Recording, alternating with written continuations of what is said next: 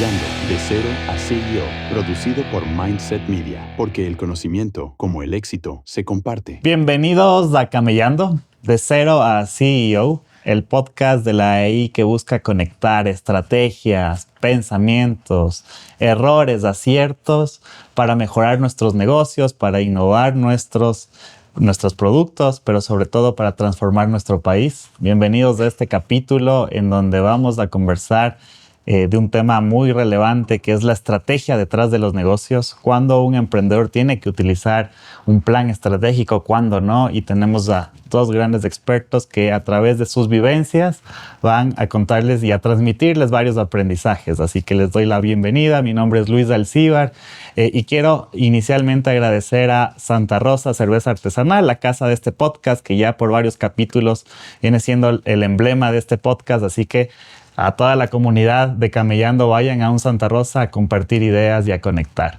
Así que quiero dar la bienvenida, ya les voy a dar el paso a Jonathan Berg de Danek y Martín Bustamante de Caray Foods, para que cada uno de ellos se presenten, para que les cuenten a la comunidad cuál es su experiencia y para que podamos ya ponernos en el mapa de esta temática que nos trae a este capítulo. Así que te doy la bienvenida, Jonathan. ¿Cómo estás? Cuéntanos bien. A todos y a la comunidad quién es Jonathan y qué es Danek, que debe ser difícil que alguien no conozca Danek. No creo, pero bueno, mucho gusto y qué honor poder participar en este panel con los dos y poder transmitir las ideas. Yo creo que es importante que los aprendizajes que tenemos día a día se puedan transmitir para que la gente cometa menos errores. Bueno, mi nombre es Jonathan Berg, gerente general del grupo Danek. Alrededor de 4.300 personas trabajan dentro del grupo, desde la parte agroindustrial hasta la parte ya de fabricación de aceites y venta de productos. Y recién terminamos la adquisición de la industria harinera para aumentar productos en el portafolio. Entonces tenemos una gran historia que contar, pero más de los temas positivos, de las complejidades que vivimos día a día, para que cada uno de ustedes pueda aprender más sobre los temas. Donde hay casos de éxito, hay muchas historias también en donde hubieron aprendizajes y ya vamos a escuchar más acerca de tu experiencia, Jonathan. Bienvenido, gracias por acompañarnos. Martín, amigo de la casa, emprendedor, digamos, referencial para todos los proyectos que hemos trabajado como AI. Bienvenido, ¿cómo estás? Cuéntale igual a la comunidad qué es Caray y quién es Martín. Hola Luis, muchísimas gracias por invitarme a este espacio. Creo que es de mucho provecho poder tener estos espacios para poder conversar y contar un poco sobre nuestra experiencia, nuestra trayectoria. Mi nombre es Martín Bustamante, yo soy cofundador de Caray Foods. Nosotros somos una empresa de alimentos enfocada en el tema de salud. Somos una planta libre de gluten. Tenemos un portafolio bastante diversificado. Hacemos aceites, harinas, mantequillas. Todos son en la parte de harinas vegetales, mantequillas vegetales como almendra, coco, maní. Entonces son básicamente las principales materias primas que utilizamos y nos hemos enfocado en el tema de wellness, de salud, de las tendencias de mercado que están muy de moda hoy en día. Excelente, Martín, bienvenido. Nos encanta siempre escuchar cómo crece Caray y todo, y lo relevante y emblemático que se vuelve también para el ecosistema emprendedor, casos de éxito como el tuyo. Así que bueno, ya tenemos ese paraguas, ya sabemos quiénes están aquí. Yo solo quiero dar un dato de Harvard Business Review. Las empresas que tienen un proceso estratégico, un plan atrás hacia futuro, hace que sus empresas, el 80% de esas empresas sean sostenibles en el tiempo. Entonces, y lastimosamente el 20% que no toma en cuenta los planes estratégicos se van quedando en el camino. Entonces, en ese sentido, Jonathan, quiero empezar contigo un poco respecto a su experiencia de Danek, pero también de otras empresas. Y hablando inicialmente, particularmente en Danek, ¿cuál crees que es ese aspecto fundamental que hace que Danek siga siendo tan relevante en el tiempo? Siga siendo una empresa líder que sigue innovando industrias. Así que, ¿en dónde crees que hay los aspectos que hay que considerar? Bueno, es una empresa que tiene más de 50 años, familiar, y hay que entender un poco que siempre los valores de la familia están representados en lo que hacemos día a día con nuestros empleados. Y es algo que ha sido algo fundamental en el crecimiento y que se pueden implementar la estrategia de la visión de los creadores del negocio. Pero yo creo que los tiempos están cambiando. Y esa forma de cambiar, uno tiene que estar a la altura. ¿Y qué hemos hecho dentro del grupo?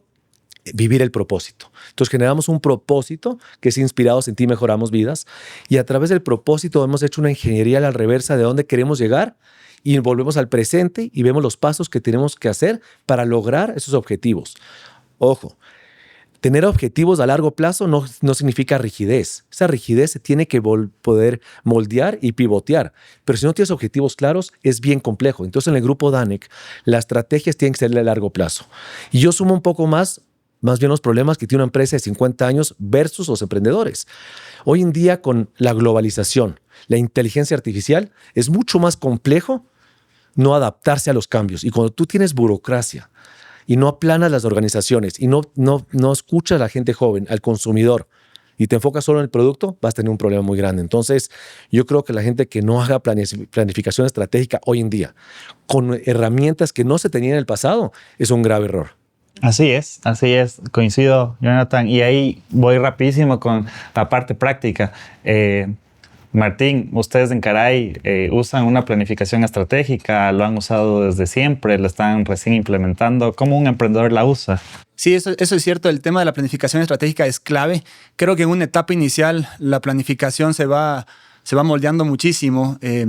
Los retos y los problemas que van apareciendo en el día a día van cambiando todos los días y las necesidades son muchas, tiene recursos limitados, que eso hace que los frentes que tal vez son importantes no te permite eso priorizarlos y te termina enfocando en cosas de muy corto plazo. Entonces creo que el tener una visión clara de a dónde quieres llegar es lo que te permite poder escalar tu negocio y salir de los problemas que son del día a día. ¿Y sienten que es siempre necesaria? Jonathan, Martín, ¿sienten que siempre hay que tener una planificación estratégica rigurosa? Sin duda es muy importante tener una planificación estratégica, no solo para tu claridad, sino para la claridad del equipo. Que el equipo también sepa a dónde quiere ir y que puedan ser de apoyo a la empresa. Lado nuestro, vea, yo creo que sí, pero te lo pongo más fácil. Todas las empresas en papel hemos generado planificación estratégica hace 5 años. Ahora la pregunta es si es que las cumplen. Yo te diría, no se cumplían porque la gente vive mucho el día a día y no buscaba la forma de llegar a sus objetivos, pero tenías planificaciones, lo tomabas por 2-3 semanas, un mes y bajabas. Yo creo que hoy en día con diferentes metodologías está pasando. Yo creo que nosotros, por ejemplo, en Danec usamos más KPIs, que son los de más mediano plazo para analizar si estás logrando los objetivos de la planificación. Y ahora estamos en un programa muy fuerte, son los OKRs. Y los OKRs son los Objective Key Results, son cumplimientos de mucho más corto plazo. Porque cuando tienes burocracia y tienes culturas complejas, si esperas que los resultados se den en un año, no los logras. Entonces, ¿cómo traes todo eso a hoy? Entonces yo te digo, es importante, pero no en papel. Que realmente se viva la planificación estratégica y no tan largo plazo. Está tan cambiante el mundo que 2-3 años es suficiente. Uh-huh. Y hablaste un poco, Jonathan, del propósito. Y ahí creo que es una forma de arrancar una planificación estratégica sin duda. Si no hay una claridad en el propósito, podríamos estar apuntando a objetivos súper eficientes con OKRs y KPIs súper buenos, pero quizás sin un propósito y un objetivo claro. ¿Qué tan importante es el propósito y cómo se define? Verás, yo creo que todos tenemos propósito. Nadie de la gente hablaba antes del propósito, pero los propósitos nacen de la persona. Entonces, ¿cuál es mi propósito aquí? Y luego, cómo la empresa genera su propósito. Y el propósito no puede ser vender, no puede ser un producto. Tiene que ser la razón de por qué lo hago y qué quiero impactar. El propósito es un tema de servicio al final del día. Entonces, con el propósito, si lo logras atar en el emprendedor, por ejemplo, de que lo vivan día a día, están perfectos, porque los emprendedores hacen todo, todólogos. En empresas es importante que el propósito se represente en temas, en nuestro ejemplo, en sostenibilidad, en impacto en las comunidades y que se refleje en el consumidor final. Y el propósito no tiene que ser un eslogan de marketing. Nosotros lo vivimos, hicimos un grupo grande, más de 200 personas, y al final del día salió eso. Entonces uno dice, inspirados en ti mejoramos vidas. ¿Qué tiene que ver eso con la parte agro o industrial, en aceite y en otros productos que hacemos? La verdad, todo. Porque todo lo que producimos es para impactar a nuestras comunidades, un mejor producto, entregar una mejor sostenibilidad al final, escuchar al consumidor. Y al final yo creo que la gente que trabaja con nosotros, cuando empata su propósito personal con el de la empresa de alguna otra manera, va a trabajar de una manera más feliz y no simplemente un horario de 9 a 5. Uh-huh. ¿Qué tan importante igual es vivir el propósito en un emprendimiento, como lo menciona Jonathan, en el día a día y que todos los colaboradores lo sientan en un emprendimiento, por ejemplo? El propósito es muy importante. Creo que a veces vivir el propósito es un poco más complicado en un emprendimiento porque no siempre tú tienes los recursos para poder cumplir tus ideales. O sea, entonces tienes muchos temas de cultura, por ejemplo, temas de imagen, de packaging, de calidad de producto, que tú como emprendedor quieres que tu producto llegue a las perchas y que la experiencia para el consumidor sea la mejor posible, pero no siempre es fácil conseguirle eso de entrada. Entonces eso es algo que toma mucho tiempo y que lo tienes que ir construyendo poco a poco. Hay muchas veces tienes que dejar de lado ciertos aspectos de lado para enfocarte en los que son los primordiales y en los que te mantienen vivo. ¿Y cuál fue su proceso de construcción del propósito en Caray, por ejemplo? O de la visión a largo plazo que hace que todos sus colaboradores estén bien alineados. Por ejemplo, nosotros creo que siempre tuvimos esa energía y esas ganas de crear, de emprender, de desarrollar, de innovar. Y creo que eso dentro del equipo que tenemos hoy por hoy ha marcado un ADN importante. Todo el mundo está a la expectativa de qué es lo nuevo que vamos a sacar y cómo la data que estamos analizando ahora que tenemos data, porque al comienzo era mucho más difícil tener ese acceso a la información, pero ya se ha creado una cultura de innovación, de emprendimiento, de creación, y abajo en la planta, el equipo de planta ya también ha aprendido a reaccionar y tener un tiempo de respuesta más corto a estos como escenarios que son inciertos. Muchas veces cuando sacas un producto nuevo, sí, puedes tener una idea de lo que el mercado, las ventas que esperas tener en el mercado, pero nunca sabes hasta que no le pruebas el producto y le pones en la percha, y ahí es cuando realmente vas a saber qué es lo que va a pasar. Hasta entonces puedes tener estudios y análisis, pero va a ser incierto. Entonces el rato que finalmente pones el producto ahí es cuando creo que se genera una emoción en todo el equipo, porque es llevarle de cero a verle como que el nacimiento de este nuevo producto, que es muy emocionante, y creo que tener la satisfacción de ver eso y haberlo vivido y ser parte de eso es muy emocionante. Se sienten todos involucrados. Y ahí igual quiero un poco conectar con la experiencia que tiene Jonathan, no solo en Danex, sino en varios negocios. Y por dónde un emprendedor, ¿verdad?, que está recién probando su propuesta de valor, sus productos y servicios en el mercado, debería ya de involucrar temas de planificación estratégica en su negocio. Antes de saltarme a esa, yo envidio a los emprendedores en el sentido que nosotros en la empresa estamos tratando que la cultura de emprendedor vuelva a la organización. Porque créame que lo que mata un negocio es la cultura. Porque una cultura burocrática es la que te mata. Entonces, yo aplaudo a los emprendedores su forma de pivotear y aplaudo eso de la innovación y productos constantes. Lo importante es el pivoteo y aprender del error. Y para una planificación estratégica de un emprendedor, yo creo que desde el inicio tienes que tener por lo menos la parte básica de un business plan general. Tal vez no la planificación estratégica, pero sí todo de una forma, una matriz de riesgos que puedas ir generando para entender, ok, tengo este producto, ¿es viable o no viable? ¿Dónde veo riesgos? ¿Dónde veo competencia? Problemas de dinero. Hay que traer importaciones para ciertos productos. O sea, muchos emprendedores tienen la idea del producto final, pero a veces no buscan desde cómo se produce o lo quieren importar y eso, y no entienden también esa parte del concepto de empezar desde la semilla. Entonces yo hablo de la semilla simplemente porque hay que entender cómo vas generando el proceso de la creación. Y hoy en día no hay que enfocarle tanto en el marketing y no enfocar en el nombre, porque eso puedes pivotear y puedes generar diferentes cosas. Es más fuerte hoy en día toda la cadena de valor que te lleva al producto final que a veces el producto en sí. Entonces, el business plan en sí yo creo que lo tienen que tener ideado, pero no ejecutado hasta cuando pasen un año, porque el primer año es el más difícil. Muchos de los emprendedores buscan un espacio que nadie está atendiendo, porque competir en un espacio ya tomado por empresas medianas, grandes, es bien complejo. Y entrar como emprendedor por precio, eso te puede un día rebotar, porque la propuesta de valor se genera diferente y haciendo inversiones puedes generar precios más bajos. Entonces yo diría que la planificación estratégica la deberían generar después de 1 o 2 años, ya entendiendo más lo que están haciendo y que los emprendedores dejen de ser todólogos. Porque tú generas un business plan y sigues siendo el todólogo, tú mismo estás generándote más burocracia interna en las 24 horas del día que tienes, que lo cual tienes que dormir y no puedes ejecutar. Entonces yo sí invito a que lo armen matrices de riesgo, entiendan todas las complicaciones, generen la propuesta, generen un producto viable, mínimo viable, vendan y ahí generen un business plan para entender cuál es el camino de crecimiento. Hay un concepto que lo mencionaba Jonathan y que lo quiero poner sobre la mesa para discutirlo, que las planificaciones estratégicas tienen que dejar de ser rígidas, ¿verdad? Porque tienen que ser vivas, porque en entornos cambiantes la adaptación es primordial.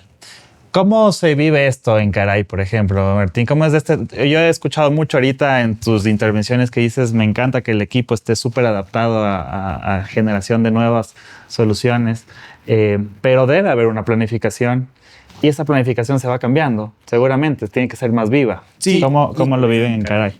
Efectivamente, la planificación, creo que a nosotros nos gusta pensar y mantener una tendencia a keep it simple. O sea, nada de planificaciones muy complejas y cosas que son inalcanzables. Creo que nos hemos enfocado en hacer, por ejemplo, ahorita Jonathan mencionaba el tema de los recursos de las inversiones. Creo que en una etapa inicial, por ejemplo, eso es fundamental. Nosotros siempre medíamos o tratábamos de ya tener el mercado antes de hacer la inversión, porque eso te puede matar. La liquidez dentro de un startup, de un emprendimiento, es clave y cada inversión que nosotros hacíamos era medida. Muchas veces nos quedábamos trabajando aunque sea la noche, pero con tal de no asumir un riesgo innecesario, especialmente en los recursos, hasta estar seguros que eso nos iba a generar un retorno. Y después, cuando ya fuimos creciendo un poco y teníamos un poquito más de capacidad, antes de hacer una inversión, veíamos que si es que hacíamos esa inversión, no afecta a nuestro corazón y no nos quita estabilidad. Entonces, ahí poco a poco fuimos, a medida que teníamos capacidad, fuimos destinando recursos a ir creciendo. Pero claro, todo esto venía atado a una planificación estratégica que no siempre la escribíamos en papel. Muchas veces eran reuniones en las que discutíamos, analizábamos. Y en nuestro caso, el hecho de tener a mi socio Felipe se convirtió en una forma de tomar decisiones en conjunto, de hacer una especie de un board entre los dos, ir viendo qué era lo más astuto. A veces él tenía posturas más conservadoras, yo tal vez un poco más de riesgo, y creo que con astucia supimos llegar a un punto de equilibrio en el que nos ha permitido llegar a donde estamos. Yo sumando un poco lo que menciona Martín, es el tema de en una empresa con mucha gente, si no das orden y no hay una estructura y una guía, cada uno dispara por su lado. Entonces, son emprendedores, es fundamental hacerlo porque son todólogos y ustedes hacen todas las decisiones y van creciendo, pero igual no tienen los recursos. En una empresa más estructurada, y lo que estamos haciendo nosotros en el grupo y en general estamos tratando primero de aplanar la organización. ¿Y qué significa aplanar? No un tema de jerarquías per se, sino que la gente pueda tomar decisiones en grupos más pequeños y mandos medios. Porque a veces los mandos medios son los menos utilizados y no se le da el empoderamiento a gente que es donde más conoce. Y ese empoderamiento es importante que puedan pivotear. Entonces, una planificación estratégica le das un campo de maniobra donde tienen que actuar y te permite actuar. En el emprendimiento puedes hacer las mismas formas. Entonces, si ustedes me preguntan a futuro un emprendedor cómo debe construir el crecimiento de una empresa, jerárquicamente tiene que crecer. Pero si la pueden crecer de una forma que sea más colaborativa, en grupos y se trabaje más en redes, va a ser mucho más fácil el crecimiento porque van a dejar que la parte de la cultura permee a ser un más emprendedora. Sí. Porque si no, se vuelve burocrática por razones de control del gasto y eso. Y para que yo escucho mucho el tema del flujo de caja de los emprendedores, las empresas grandes tenemos el mismo problema. La diferencia es que somos socios estratégicos del banco, porque ya la deuda se vuelve tan grande o lo que tú quieras y a ellos les conviene y a nosotros nos conviene que nos vaya bien, que más bien empujamos en conjunto. Ya apostaron por ti, entonces ellos son socios estratégicos. En emprendedores todavía falta que se valide esa sociedad con la banca, pero yo veo que la banca hoy en día cada vez quiere ayudar más al emprendedor. Entonces, yo creo que el ecosistema va a ir mejorando también para los emprendedores y esperemos que en un futuro también haya más capital semilla en el país para eso. Así es, maravilloso. Yo solo quería sumar a su discusión respecto a que se puede incluso planear mal. O sea, existen objetivos que a veces pensábamos que eran definitivamente muy trascendentales para nuestra organización, que en el pivotaje tienes que corregir. ¿Cómo se corrige después de tener una planificación y un objetivo, digamos, tan anhelado por la organización que después tienes que corregir en medio camino y sin perder el tema cultural que está detrás de todo? ¿Cómo perciben ese tema de corregir en el camino? Por ejemplo, yo creo que equivocarse no está mal. Es parte de ir probando y entendiendo qué es lo que funciona y lo que no, pero lo importante es saber corregir a tiempo, de saber detectar y estar con constante análisis de data e información que te permita tomar decisiones. Y eso muchas veces para los emprendedores es un reto. tener acceso a esa información y tener la capacidad incluso de procesar tanta información del mercado para poder tomar decisiones rápido. Eso es un frente que tenemos y que lo vivimos, que es cierto, que está ahí, pero ahí hay que dar, como decía Jonathan, hay un montón de herramientas nuevas de inteligencia artificial y formas de analizar data que hay que utilizarlas. Si no lo utilizas, básicamente le estás dando ventaja al resto de competidores.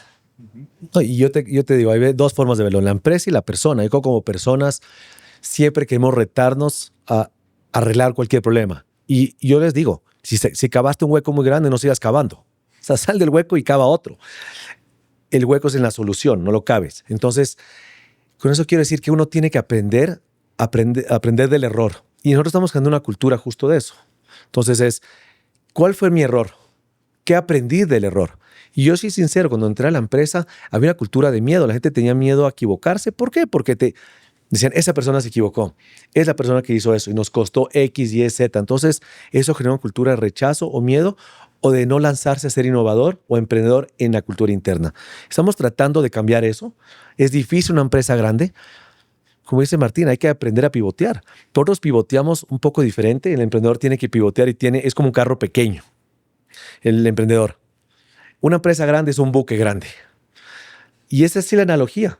¿Cómo hace un buque para que pivotee más rápido? Como un emprendedor, no hay una manera que el buque entero pivotee. Pero del buque hay lanchas chiquitas que pueden salir y le llamamos los short wins. Las cosas pequeñas podemos ir ganando poco a poco. Entonces, de esa forma, salimos y probamos diferentes cosas mientras el buque grande da la vuelta. No podemos pensar nunca que una empresa grande va a pivotear con un emprendedor. Pero si logras que ese buque grande se vuelva un poco más, no lo voy a llamar un poco más, menos carga, pero que tenga una cultura que la gente pueda salir y volver al buque de nuevo, decir, probé, hice esto, me equivoqué, formación. Y para terminar esa idea, nosotros tenemos un tema que salió en México, esto que se llama The Fuck Up Nights, no sé si han escuchado. Y nosotros creamos nuestra propia que se llama Ups, la jodimos. Y la gente se para al frente y dice, este fue mi error. ¿Qué es lo positivo que hemos hecho? Que la gente ha salido. Lo malo es que no hemos tenido la constancia, uno, por la cantidad de trabajo puede ser, y la segunda, porque a la gente no le gusta pararse al frente y decir me equivoqué. Pero eso es algo de cambiar la cultura. La gente tiene que aprender a hacer eso y nace desde la gerencia general de los emprendedores, son los líderes, de salir al frente y decir yo fui el que me equivoqué. Eso es el mejor ejemplo que podemos dar a nuestra gente que trabaja dentro de una organización. Y los stakeholders, los accionistas, por ejemplo, se tienen que involucrar también en el desarrollo de una planificación estratégica, en la decisión de los objetivos organizacionales. Yo estoy en algunos directorios y he visto, hay híbridos. He visto en el caso nuestro no. Hay un comité ejecutivo del directorio que ve un poco lo que se está haciendo, pero deja que la administración lo ejecute y te exige los resultados. Y en otros directorios que sean socios o tienen directores más ejecutivos que se reúnen de forma constante, que se involucran con la administración. Ahí lo importante es que la administración y ese comité ejecutivo y ese directorio que es operativo tengan una gran relación, porque si no, ¿quién toma la decisión? ¿O la administración o el directorio? Entonces es importante delinear el campo de maniobra en una planeación estratégica. Y yo creo que los socios no se tienen que involucrar porque a veces hay temas de corazón y no de cabeza. Entonces es importante cómo separar un poco las emociones. Pero yo creo que depende un poco cómo están escritas la cultura, en qué nivel de cuántos familiares están involucrados, no involucrados. Entonces yo creo que es prueba y error y no hay una respuesta única. Y en su caso, Martín, ¿cómo se vive esta toma de decisiones a pesar de que puede ser que un emprendimiento tiene, como menciona Jonathan, esa capacidad de adaptación, de mover el timón más rápido, ¿verdad? ¿Cómo funciona la toma de decisiones estratégicas en su caso? Es básicamente entre los socios, Felipe y Martín, se abre esto a más personas, se toma información del mercado. ¿Cómo funciona la toma de decisiones estratégicas en su caso? Creo que depende esa respuesta te la puedo responder desde la época en la que estábamos a nivel del emprendimiento. A etapa inicial era Felipe y yo y el riesgo de una mala decisión era muy pequeño.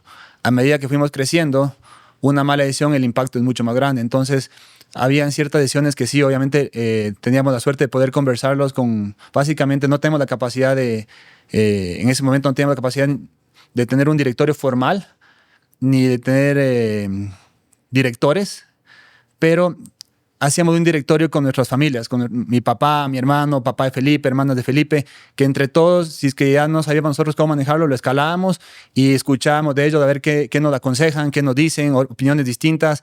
Y ahí, a la final, la decisión final la tomábamos entre Felipe y yo, pero escuchando siempre decisiones de terceros. Si es que nosotros también, otra forma que hemos utilizado es, si no teníamos el talento dentro de la empresa, lo que nosotros siempre hemos hecho es invertir en asesorías de talento externo, traer talento fresco y de opiniones, ideas nuevas a la empresa, escuchar, aprender y siempre hemos creído que no hay un buen gerente, sino un gerente bien asesorado. Entonces, ahí creo que siempre hemos estado abiertos a escuchar nuevas ideas, nuevas opiniones y tomar una decisión. Obviamente, ya cuando tomamos la decisión, asumimos todo el riesgo nosotros, pero lo más educada posible. Interesante. Respecto de las mediciones, lo hablaste inicialmente, Jonathan, respecto de los KPIs o OKRs. ¿Cómo se mide? ¿Desde dónde viene la medición de un plan estratégico exitoso? Es decir, ¿cómo se sabe? Entiendo que la medición es la magnitud, cómo mides el éxito o no del objetivo, pero ¿cómo se lo establece? Complejo. Lo más importante es que lo que no se mide, no se controla. Entonces, entendiendo que hay mucha data, entender antes cómo se maneja la data y cómo se va a manejar a futuro. Entonces, mientras vas levantando data, vas generando. Entonces, de la parte industrial, tienes eficiencia, productividad general. En la parte agrícola, igual. Y en tema de talento humano, hay un poco de cuánta gente sale, entra, mides cómo está la felicidad de los empleados internos. Hay muchas formas de medir, pero nace en capas. Entonces, hay KPIs y OKRs gerenciales. Para que yo pueda tener un KPI y un OKR gerencial, tiene que por lo menos haber pasado unas 4 o 5 capas de información y data. Y data que lamentablemente en el pasado a veces se levantaba porque a veces había una pregunta del gerente general o de un accionista o del directorio o de alguien de ciertos niveles, pero esa información se usó y se sigue generando. La data que se recopile tiene que tener un propósito que me genere un impacto o en la planeación o hacia dónde quiero ir. No simplemente tener data por tener data. Entonces, si tú me preguntas, el gerente es el resultado de lo que el resto de la organización necesita. Entonces, ahí volvemos al tema de la jerarquía. La pirámide se tiene que invertir. El gerente está abajo y recibe al final los resultados de lo que uno quiere, de todo lo que fueron involucrando los que trabajan día a día, que miden mediciones más pequeñas. Mis mediciones pequeñas diarias no las veo. Yo las puedo ver un poco más semanales, mensuales o lo que busco, dependiendo del ámbito del OKR o el KPI. ¿Y las mediciones cómo se generan en una startup, en un emprendimiento? Claro, ahí al comienzo tener tiempo. Puede ser que es similar, ¿no? Es muy similar, pero la diferencia es del tiempo. El tiempo no puedes controlar el tiempo y tu tiempo tienes 24 horas en el día y no tienes más. Entonces, hasta poder construir un equipo, crear una cultura, un poco en lo que, siguiendo la línea de Jonathan, las jefaturas son las que transmiten la cultura al resto del equipo, pero hasta poder construir ese equipo y que tengan la capacidad de tomar decisiones, de asumir los riesgos y dar la cara, decir, acerté o me equivoqué, toma tiempo. Entonces, ahí tienes que ir más de que sobre la marcha viendo la data, pero también tienes un montón de otros frentes que no puedes dejar de atender. Entonces, si te enfocas mucho en solo ver data, desatendiste temas comerciales o temas de operación que son muy importantes. Entonces, a medida que vas creciendo el equipo, cada vez tienes más, y obviamente no digo que no sean importantes, son súper importantes, pero creo que hay que saber tener recursos y herramientas que te permitan analizar la data de una forma eficiente, rápida, que no te quite mucho tiempo. Yo te digo, Martín, yo que también en un poco más juventud emprendí varias veces y me fue mal en muchas y algunas bien. Los envidio la inteligencia artificial que tiene hoy en día, porque antes la data la tenías en un Excel y la tenías en ciertas informaciones y ya podías tener un sistema. Y el Excel tenías que ser el capo del Excel para hacerlo. Hoy en día, lo que hacíamos en semana, ustedes lo tienen en minutos o horas. Entonces, yo os invito a la comunidad de emprendedores de que entiendan cómo manejan la inteligencia artificial, pero también invito que la inteligencia artificial no reemplace el pensamiento de ser emprendedor. Eso no lo van a hacer. Yo tuve una llamada hoy en el exterior de un tema de inteligencia artificial. Si la inteligencia artificial es como la persona que está yendo a aprender a tu empresa de primer año de universidad. No le puedes preguntar la estrategia, te dará un resultado, pero está aprendiendo también. ¿Qué quiero decir con eso? Es una herramienta, no es la solución. Y va a evolucionar muy rápido. Pero créeme que como emprendedores tenemos Excel de todo lo que yo hacía. Y decimos, eso sí estaba ahí. Las alertas de un error te salen mucho más rápido hoy. Y el error puede costar más que no, por no leer la información. Entonces, si yo le digo a la comunidad hoy es aprendan de cómo manejar inteligencia artificial, entiendan cómo a través de la AI incluso podemos generar una forma de los agentes para que le ayuden a generar cosas. Porque yo siendo emprendedor hace 20 años que tuve algunas cosas, no teníamos esta oportunidad de hoy. ¿Qué va a hacer? Pero eso también genera más competencia. Entonces hay que saber manejarla bien. Clarísimo. Y hay un tema que quiero, el tiempo siempre se acaba rapidísimo en el podcast por la dinámica, pero sí quiero hacerles una pregunta que siento que podría englobar bastante los aprendizajes de sus formas de planificar en sus organizaciones.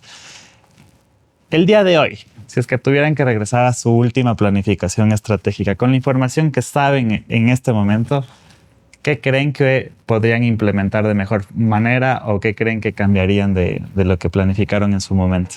¿Quién se anima a contestar primero? Yo te puedo contestar.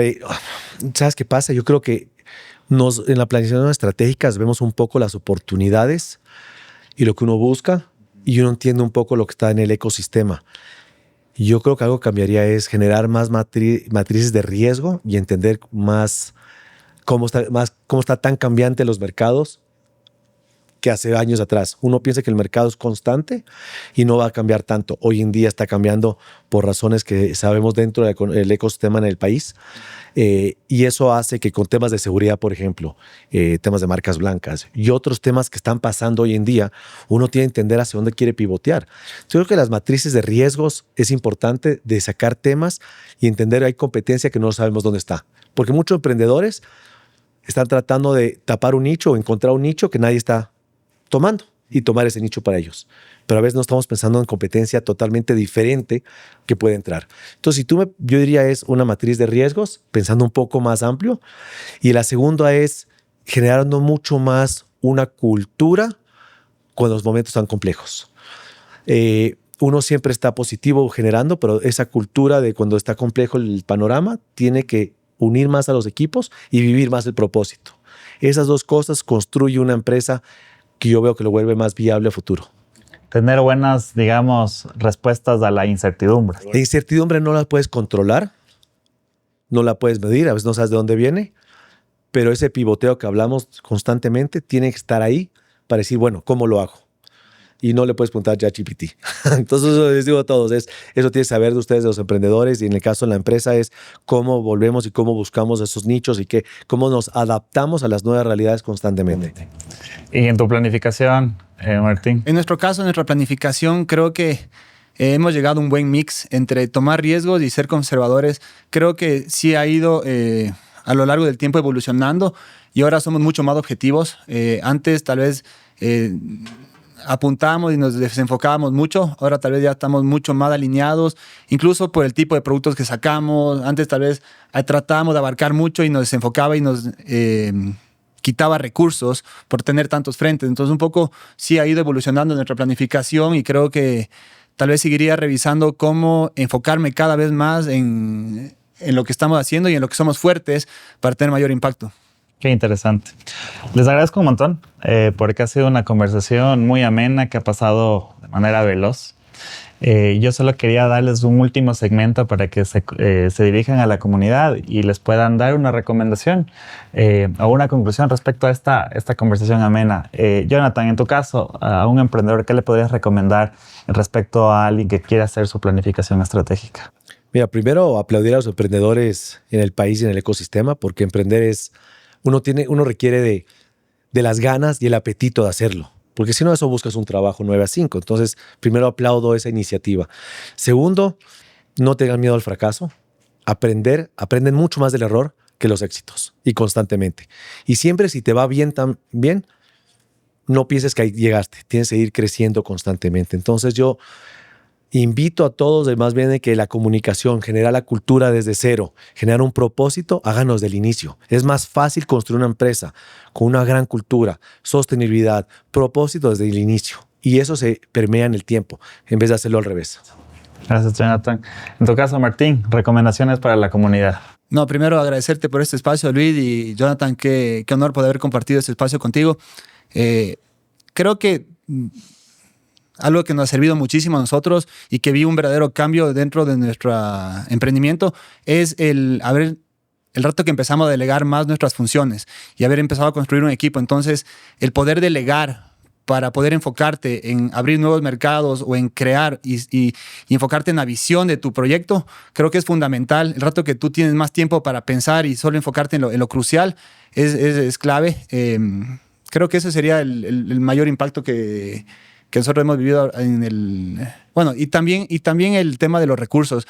Hacer inversiones inteligentes, cuidando mucho el recurso, especialmente en etapa inicial, y creo que en todo momento ser austeros, pero cuando hay que apostarle y ver una buena oportunidad, no tener miedo a equivocarte y fracasar. Siempre creo que en todo emprendimiento y en todo negocio hay un factor de suerte, y creo que cuando uno le siente hay que apostarle y confiar que todo va a salir bien, y si no, corregir y seguir intentando.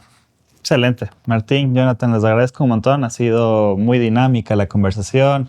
Creo que el emprendedor se puede llevar muchos de los conceptos y de las vivencias que ustedes han tenido en sus negocios.